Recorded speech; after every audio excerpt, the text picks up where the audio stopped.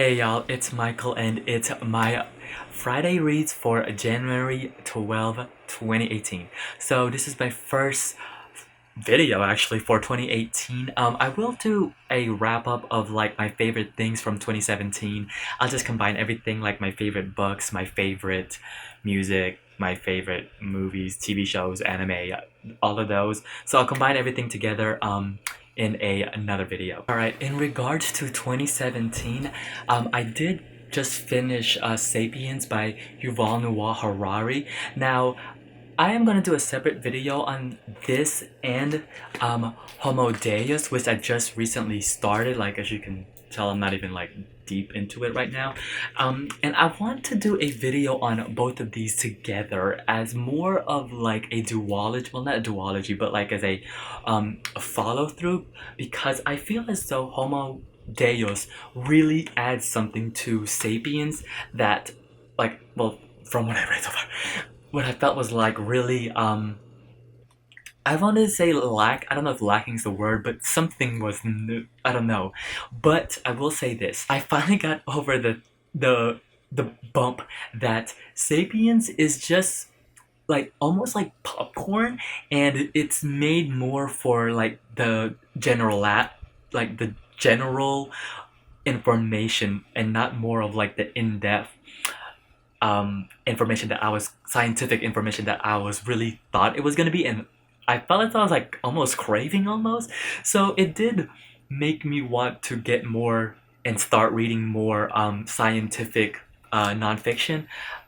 But I will do a video on both of these when I finish this. This one from last year also, I did finish Call Me by Your Name by Andre Aciman. I really did like this in the end. Like after I finished it, and unfortunately the local movie theater near me is not going to be showing the movie for some odd reason. I don't know, or maybe they might get it late. We'll see how that goes. But I did really like it. I love the setting. It's like it took me there, you guys. Like as I mentioned before, it really, I felt as though I was in Italy, in this town called, like, I don't really know what the town is called, but he calls it B, and I felt I was there, which is great. And I really did like Elio. That's the main character. This is basically about like a summer romance, almost like young love of Elio, who is in this house with his family during the summer, and his parents takes in like authors because he is like, they're part of the literary world, basically, like they're into literature. Just the love and the, I don't know if lust, yeah, I don't know if lust would be the word I choose. This young summer love that Elio feels, I was really just like, oh, okay, I can see it, and I'll never look at a peach the same way ever again. If anything, after I do see the movie, I think I'm gonna do like a book movie thing, because this is still fresh in my mind. There's a lot of memorable parts, but yes, in the end, I did really like it. Now, with my short story collection, I did finish Runaway by Alice Munro. Okay, I really like this one. Like, I really liked it. Alice Munro can write. She writes so well. Like, she really does write so well. And what I really enjoy about her stories and her writing, I love her stories because a lot of them have themes. Like, it's obvious she's saying something, and it's really up to the reader to like figure it out or like seek for it if you want to, but you don't have to, because I some of the stories just like alone, just like on the surface level wise, are really interesting because it's written really well. She writes in this like staccato, like straight to the point type of voice, and I really like that. My favorite short story on here is Tricks.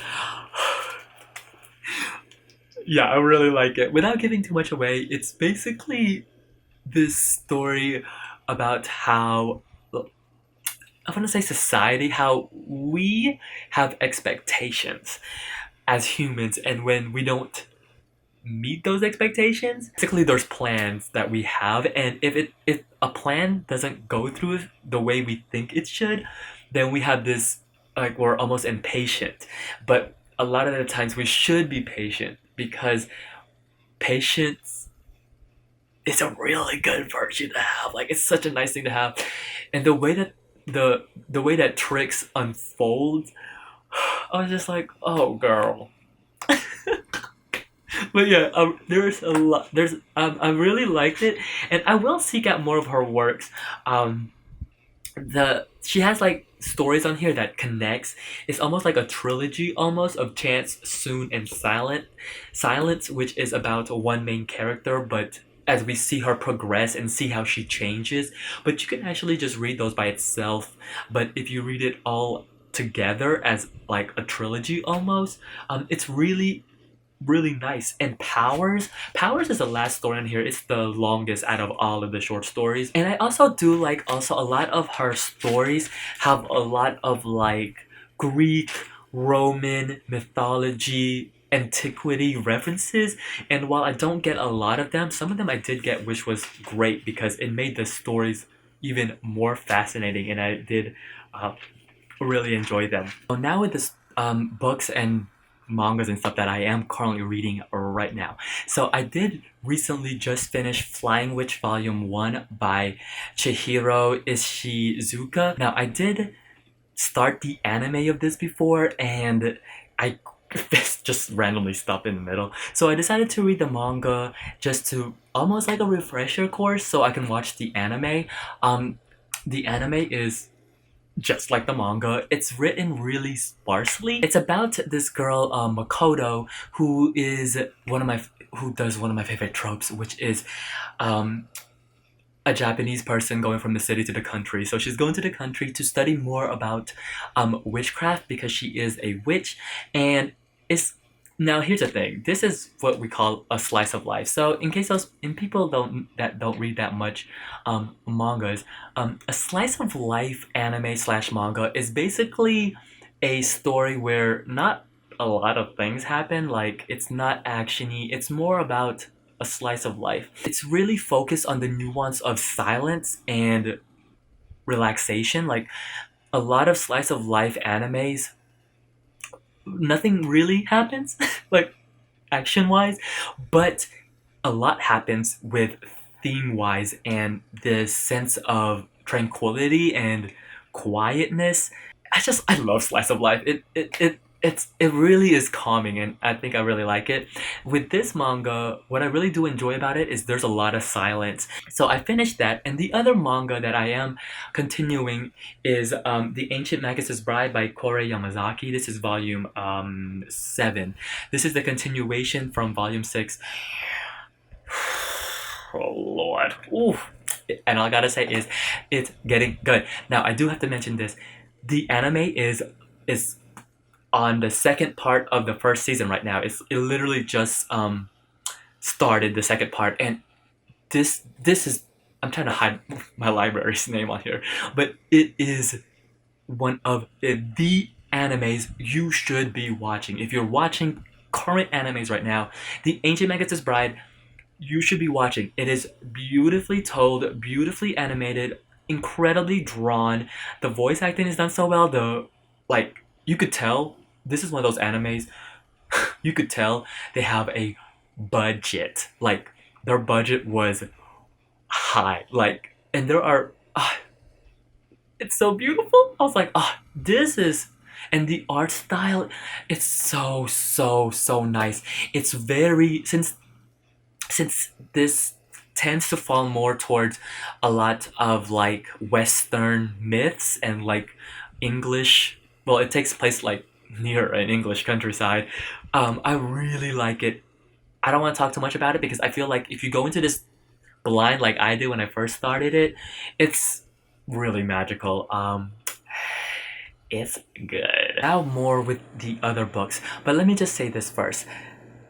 In regards to, you know how I'm trying to read it 1 hour every single day? Let me just tell y'all, I am doing so well. Like, I am doing so well. I'm right on schedule, and I've been caught up, well, I'm 1 day behind, but which is great, on my anime, so I'm really excited, and I think this year is gonna be really good because I'm, like, I'm consistently been reading a lot lately, which is great. So I've been keeping up with that 1 hour, or sometimes even more on like these past few days.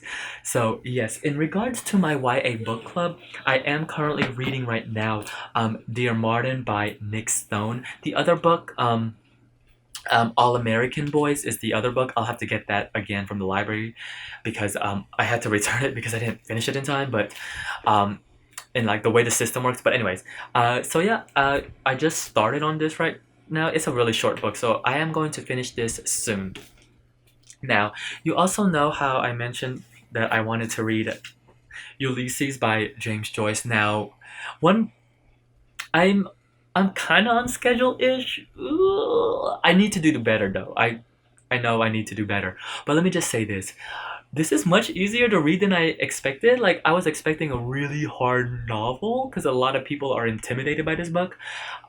But so far I was like, okay, I got it. The only things I had to look up were like obviously words. I don't like words I really didn't know. But the podcast that I am listening to while I'm reading this, like after I read like a section, I listen to the podcast, and the podcast by Frank Delani is called Rejoice. Oh my gosh, it's so good. Like I was like, oh okay, and the way he breaks down Joyce's writing, wow. Like I was like, oh, this, oh, yeah, and it's good so far. So yes, there's that. Now, with the Tales and Co.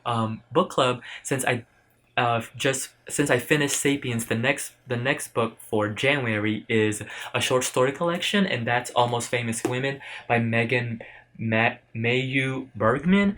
I only read the first short story in here. It's about us conjoined twins, and I was like, okay, so I'm intrigued to see how it goes. The writing is very just simple, like there's nothing really extravagance about it. But I'll keep chugging along, and then with my year with Toni Morrison.